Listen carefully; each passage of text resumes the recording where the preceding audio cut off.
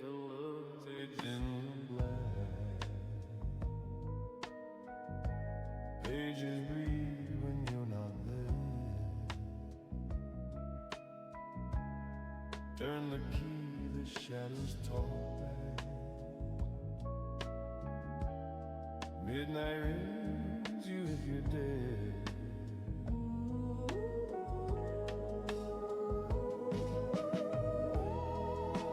One more line, one more flight into the weird unknown. It's out tonight, and the rainbows of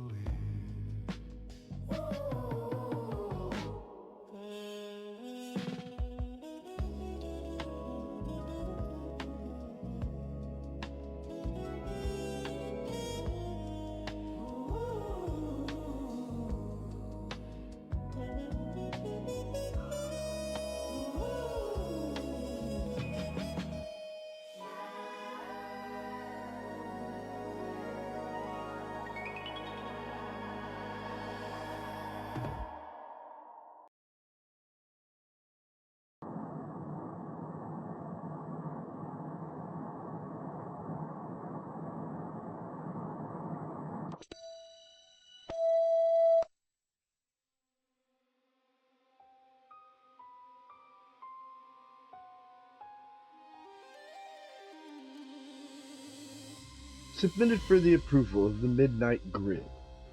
Tonight's tale formed the flickering fringe, the story of a signal that refused to die. A Christmas Eve when the airwaves opened their eyes, and a city that learned some gifts are delivered long after the giver is gone. We call this one The Night the Static Sang Carols. You're about to witness a broadcast that was never meant to end. Lock your doors, turn the brightness down, or up. Either way, it won't matter. The Society of Shadows proudly presents SL Tonight.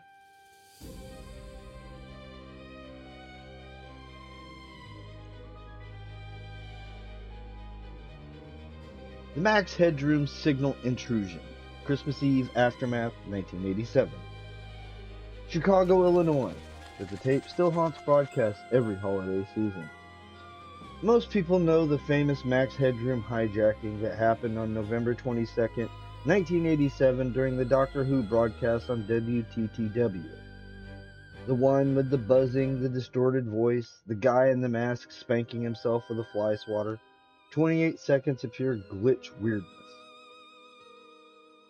What almost nobody talks about is what happened exactly 1 month later, on Christmas Eve. At 11:18 p.m. on December 24, 1987, WGN-TV Channel 9 in Chicago was running It's a Wonderful Life, annual tradition. Right as George Bailey is about to jump off the bridge, the picture cut out. No test pattern, no emergency alert, just black for 2 full seconds. Then the same Max Headroom mask filled the screen. This time the intruder didn't speak at first, he just stared. The background was the same corrugated metal, spinning slowly, but now there were Christmas lights strung up behind it. Cheap, flickering, red and green bulbs that kept shorting out. Then the voice came through, warped and layered like a dozen tapes playing at once. Merry Christmas, Chicago. He sees you when you're sleeping. Your children are watching me now. The camera zoomed in until the plastic Max Headroom mask filled the entire screen. You could see the human eyes behind the holes, real eyes, bloodshot, moving independently like the guy was on something. He held a VHS tape labeled Max's XMAS 87 in Sharpie. I left presents in every house that still leaves the TV on for Santa. Check under channel 3. Then he did the laugh, the same distorted electronic cackle from November, only this time it slowed down, deeper and deeper, until it sounded like something gargling blood. The signal cut back to It's a Wonderful Life mid-sentence. George is already in the water. No one at the station could explain it. The engineers said the intrusion lasted 41 seconds, but home VCR recordings all show exactly 37. No one has ever explained the missing 4 seconds. Here's the part that still keeps old Chicago broadcast guys awake. Between Christmas 1987 and New Year's Day 1988, 17 families in the Chicago suburbs called their local stations claiming that when they left their TVs on static overnight for Santa to find the house, an old Midwestern tradition some people still swear by, they woke up to find a blank VHS tape under the tree. No wrapping, just a tape with Max's XMAS 87 written on it in the same handwriting. Only 3 of those families ever played their tapes. All 3 recordings are identical, 30 minutes of the same spinning corrugated metal room, now decorated with a plastic Christmas tree that's slowly melting under hot studio lights.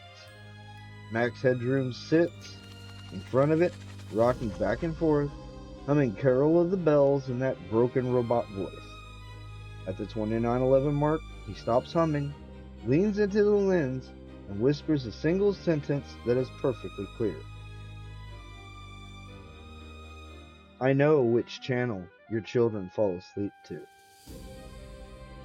Then snow, 30 minutes of snow. The FCC investigated, the tapes were real, the handwriting matched the one on screen, no fingerprints, no suspects ever identified. To this day, every Christmas Eve, the master control rooms at both WGN and WTTW keep a physical engineer on duty with a shotgun mic and a kill switch that can drop the tower feed in under 2 seconds. They say it's for satellite glitches. Old-timers say it's because once a year, around 11:18 p.m., the monitors in the empty studios start picking up a faint carrier wave on the exact frequency that was hijacked in 1987. And sometimes, just sometimes, if you leave a TV tuned to Channel 3 with the brightness all the way up on Christmas Eve, you can still see them rocking under that melting tree, waiting. Merry Christmas, Chicago. And whatever you do, turn the damn set off before you go to bed.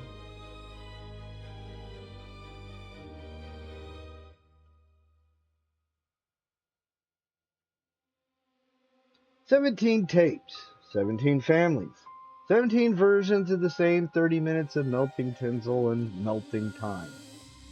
The engineers still keep watch every Christmas Eve, fingers hovering over a dead man switch that never once been needed. Yet.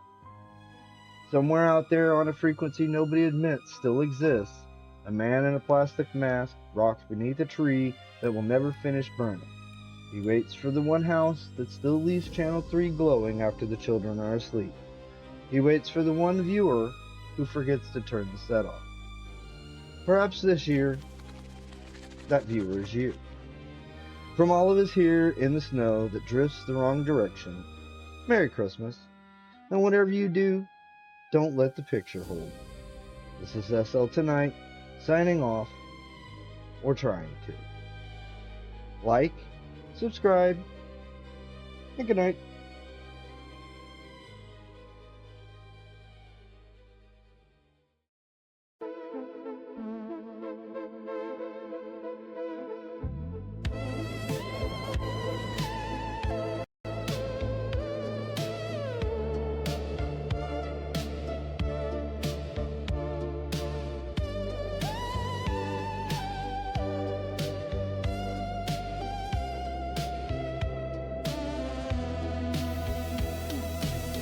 Rockets resting in green afternoon light. Typewriters dreaming all through the night.